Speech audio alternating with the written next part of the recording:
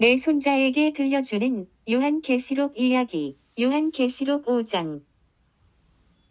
유대 지파의 사자 다윗의 뿌리가 이겼으니 요한계시록 5장 5절 말씀. 시온이 요한이 천상교회를 보면 보좌에 앉으신 이의 오른손에 두루마리가 있어. 그 두루마리를 펴거나 그 인을 떼야 심판이 이루어지는데 그 일을 할 수 있는 분은 오직 예수님 한 분밖에 없어. 그런데 예수님이 그 일을 하실 수 있는 자격이 뭔고 하니, 첫째는 유대 지파의 사자요, 둘째는 다윗의 뿌리요, 셋째는 일찍이 죽임을 당하신 어린 양이시기 때문이라고 말씀하고 있어. 유대 지파의 사자는 야곱이 죽기 전에 12 아들을 축복하는데, 넷째 아들 유다를 축복할 때 유다는 숲사자 같고 규가 떠나지 아니하고 통치자의 지팡이가 떠나지 아니하기를 실로가 오시기까지 이르리라. 이런 예언이 나온 거야. 그 예언이 그대로 이루어져서 예수님이 유대인의 혈통을 타고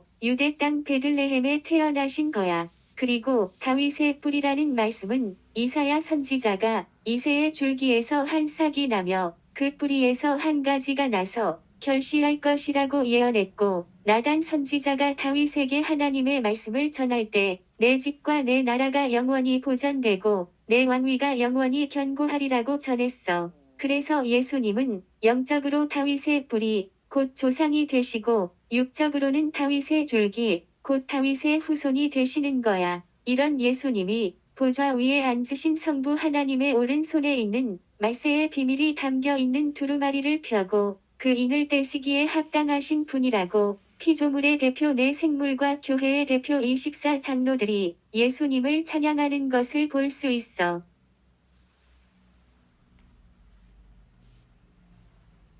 어린 양이 서 있는데 일찍이 죽임을 당한 것 같더라. 요한계시록 5장 6절 말씀. 시온이 요한이. 계시록에 보면 어린 양이라는 말이 예수님이라는 말보다 16번이나 더 많이 나오는데, 이것은 예수님이 우리를 위해서, 우리 죄를 사해 주시기 위해서 십자가에 못 박혀 돌아가신 것을 강조할 뿐만 아니라, 그것 때문에 세상 마지막 날에 심판하실 권세가 예수님에게 주어진 것을 증거해주고, 성부 하나님의 오른손에 있는 두루마리를 펴거나 그 인을 떼심으로 세상을 심판하시기에 합당하신 분이라고 찬양하는 것을 볼 수 있어. 찬양의 내용을 보면, 첫째, 일찍이 죽임을 당하셨다. 둘째, 사람들을 피로 사서 하나님께 드리셨다. 셋째, 피로 사신 사람들을 나라와 제사장으로 삼으셨다. 넷째, 그들이 땅에서 왕 노릇하리라고 찬양하고 있어.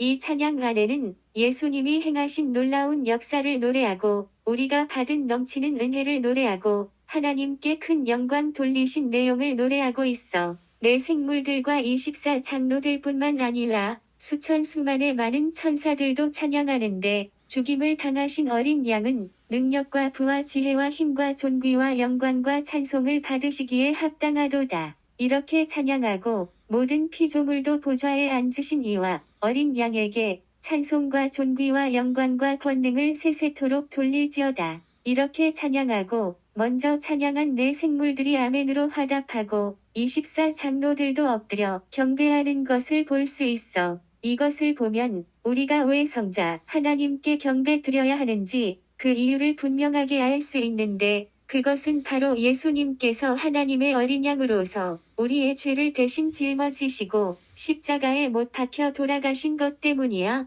이것을 가슴에 품고 우리도 밤낮 찬양해야 해.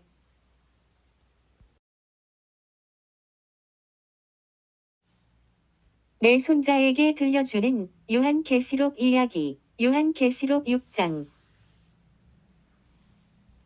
이 세상에서 최고의 복이 무엇일까? 시온이 요한이. 할아버지가 서울에 가서 택시를 타면 기사 어른한테 운전 몇 년 하셨느냐고 물어보는 습관이 있어. 20년 이상 운전하셨다고 하면 운전 잘 하는 비결이 뭐냐고 물어보는 거야. 그러면 대체적으로 양보운전, 방어운전, 예측운전이라고 대답하거든. 너희가 할아버지한테 운전 비결이 뭐냐고 물어보면 할아버지는 도로의 흐름을 잘 타라고 말할 거야. 수영선수가 파도를 잘 타는 것처럼 말이야. 성경도 마찬가지야. 한 구절에 매이지 말고 전체 흐름을 잘 타고 난 다음에 자기 마음에 꽂힌 말씀을 묵상해야 되는 거야. 성경 전체의 흐름은 창조와 심판 사이의 섭리와 구원의 역사야. 구약의 흐름은 범죄와 전쟁과 기근과 연병이야. 이스라엘 백성이 몸으로 피부로 가슴으로 느끼며 체험한 흐름이 그렇다는 거야.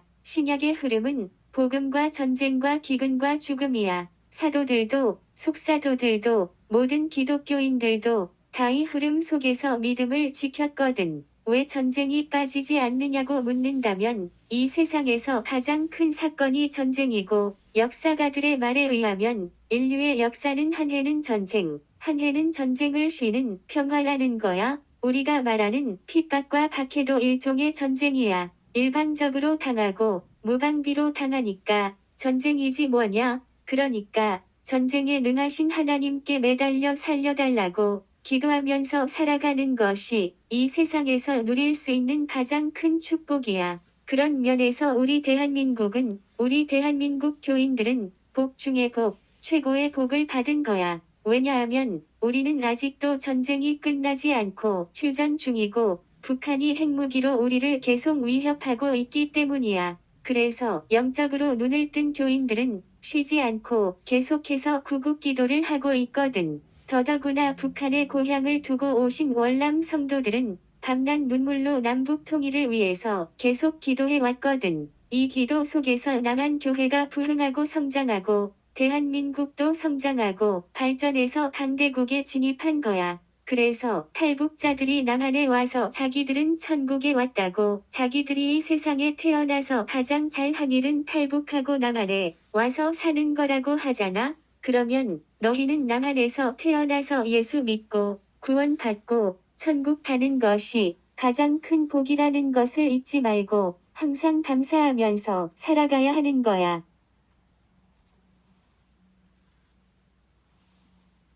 내가 보니 흰 말이 있는데 그 탄 자가 나아가서 이기고 또 이기려고 하더라. 요한계시록 6장 2절 말씀. 시환이, 시윤이, 시온이, 요한이. 얘들아, 너희들이 사자성어를 좋아하잖아? 사자성어 중에 일기당천이라는 말이 있어. 한 사람의 기병이 1000명을 당한다는 거야. 다르게 말하면 말을 탄 한 사람은 대장이고 말을 타지 아니한 1000명은 부하라는 거야. 그런데 흰 말을 탄 사람은 말을 탄 많은 기병들의 대장이라는 거야. 그러면 이 세상에서 흰 말을 탈 수 있는 그 한 사람은 누굴까? 물어볼 것도 없이 예수님이지. 그래서 계시록 19장에는 예수님이 백마를 타고 재림하시게 된다고 말씀하고 있어. 그러면 지금은 누가 흰말을 탈 수 있을까? 요한계시록 6장에서는 사람이 아니라 예수님이 가장 좋아하시는 복음운동이라는 거야. 그 이유는 여러 가지가 있어. 흰색은 복음의 순수성을 말하고 흰말을 탄 자가 활을 가지고 있는 것은 복음운동은 영적으로 심장을 공격해서 마음을 정복할 수 있지만 육적으로 자기를 보호할 수 없어서 환난과 핍박을 당한다는 거야. 복음의 기수, 12사도가 복음을 전한 다음에 순교당한 것은 칼을 갖지 아니하고 활을 가졌기 때문에 그런 거야. 면류관을 받은 것은 승리를 보장받을 것을 말하는 거야. 싸우기도 전에 승리의 면류관을 받을 수 있는 일은 이 세상의 복음운동 밖에 없어. 그러니까 우리는 운동선수들을 부러워하면 안 되는 거야. 복음을 전하는 우리가 더 좋은, 더 확실한 승리가 보장된 선수이기 때문에 그래. 몰라서 그렇지. 알면 부러워할 것 하나도 없어. 이기고 또 이기려고 하더라. 이 말씀은 현재 이기고 있고 앞으로 이길 것을 이미 이긴 것처럼 과거로 표현하고 있어. 아직 경기도 안 했는데 그 게임 볼 것도 없어. 이미 이겨놓은 거야. 이렇게 말하는 것과 같이. 그러니까 예수님이 백마 타고 재림하실 때까지 흰말을 타고 승리를 만끽할 수 있는 일은 복음운동 밖에 없어. 그러니까 탈북자들이 한국에 온 것이 가장 잘한 일이라고 말하는 것처럼 너희들은 복음 전하는 자가 된 게 가장 잘한 일이라고 말할 수 있어야 해.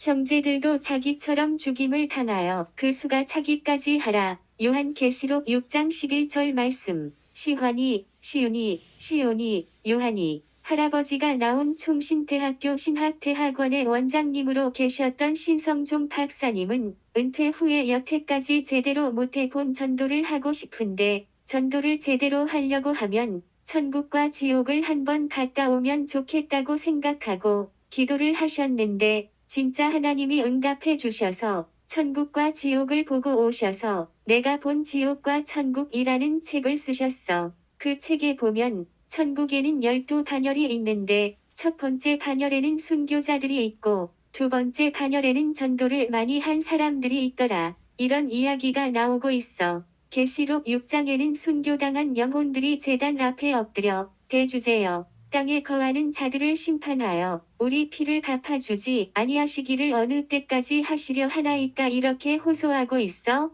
그때 하나님의 음성이 들려오기를 형제들도 자기처럼 죽임을 당하여 그 수가 차기까지 쉬어라 고 말씀하셨어. 이걸 보면 계시록에도 천국에도 순교는 가장 큰 주제라는 것을 알 수 있어. 그런데 순교는 내가 원한다고 되는 것도 아니고 내가 원하지 않는다고 거부할 수 있는 것도 아니야. 순교는 오직 하나님의 손에 있고 하나님의 예정과 선택에 달려 있는 거야. 그러니까 내가 나설 수도 없고 거부할 수도 없는 거야. 그러나 순교를 놓고 한 가지 중요한 것은 순교자의 정신으로 살아야 한다는 거야. 주님을 위해서 순교하는 사람들도 있는데 나는 기도라도 열심히 해야지. 전도라도 부지런히 해야지. 선교 활동이라도 기회를 주시면 꼬박꼬박 동참해야지. 그래야 순교자들 앞에 설 때 덜 부끄럽겠지? 이런 마음의 자세 말이야.